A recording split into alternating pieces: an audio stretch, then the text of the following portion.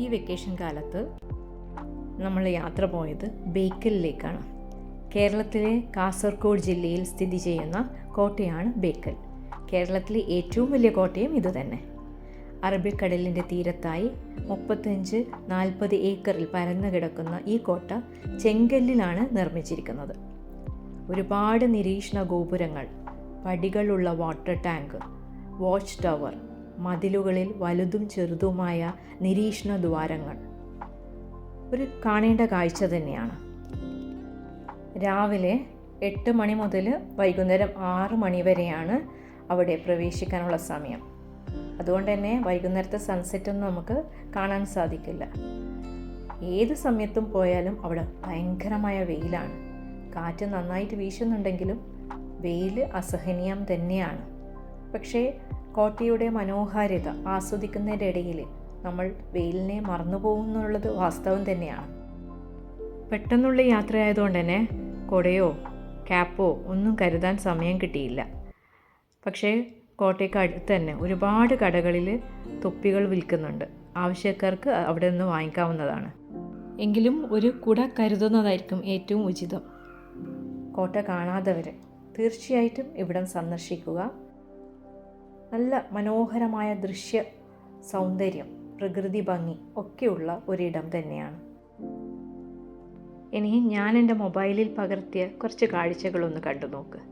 എന്നിട്ട് കോട്ട എങ്ങനെയുണ്ട് എന്ന് അഭിപ്രായം പറയണം. ഓക്കെ. ഈ വൻ മതിലുകളിലൊക്കെ ഇടവിട്ട് ഇതുപോലുള്ള ദ്വാരങ്ങളുണ്ട്. ഇതിലൂടെ നോക്കിക്കഴിഞ്ഞാൽ കൃത്യമായിട്ട് ശത്രുക്കൾ വരാൻ സാധ്യതയുള്ള വഴികൾ ആണ് കാണാൻ പറ്റുക. പീരങ്കി കൊണ്ട് വെടിവെക്കാൻ ഉപയോഗിച്ചതായിരിക്കാം ഈ ദ്വാരങ്ങൾ പണ്ട്.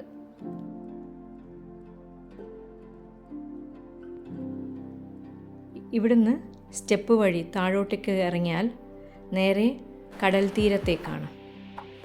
നല്ല ശക്തമായ കാറ്റും നല്ല മനോഹരമായ കാഴ്ചകളുമാണ്. ദൂരെ നമ്മൾ പല സിനിമകളിലും കണ്ടിട്ടുള്ള കടലിലേക്ക് ഇറങ്ങി നിൽക്കുന്ന തരത്തിലുള്ള കൊത്തളം കാണാം. ഇവിടെയാണ് പല സിനിമകളുടെയും ഷൂട്ടിംഗ് ലൊക്കേഷൻ.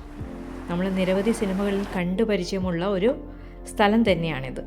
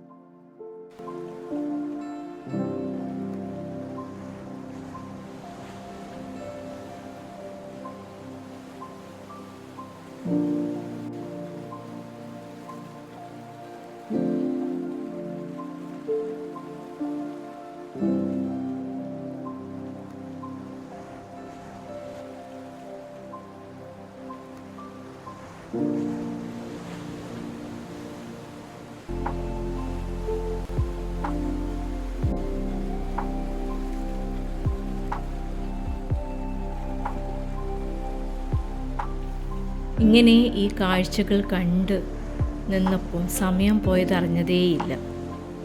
ഒരു നിമിഷം ഈ ബേക്കൽ കോട്ടയ്ക്കാണോ പ്രൗഢിയും ഗാംഭീര്യവും, അതോ തിരമാലകളെ പാറക്കെട്ടിലേക്ക് ആഞ്ഞടിപ്പിക്കുന്ന കടലിനാണോ എന്ന് ചിന്തിച്ചുപോയി. രണ്ടും കട്ടക്ക് നിൽക്കുന്നുണ്ട്. തിരമാലകളോടും ഒരുപാട് ചരിത്ര മുഹൂർത്തങ്ങൾക്ക് സാക്ഷ്യം വഹിച്ച കോട്ടയോടും യാത്ര പറഞ്ഞ് മടങ്ങുമ്പോൾ മനസ്സിൽ എവിടെയോ ഒരു വിങ്ങൽ, എന്താണെന്നറിയില്ല.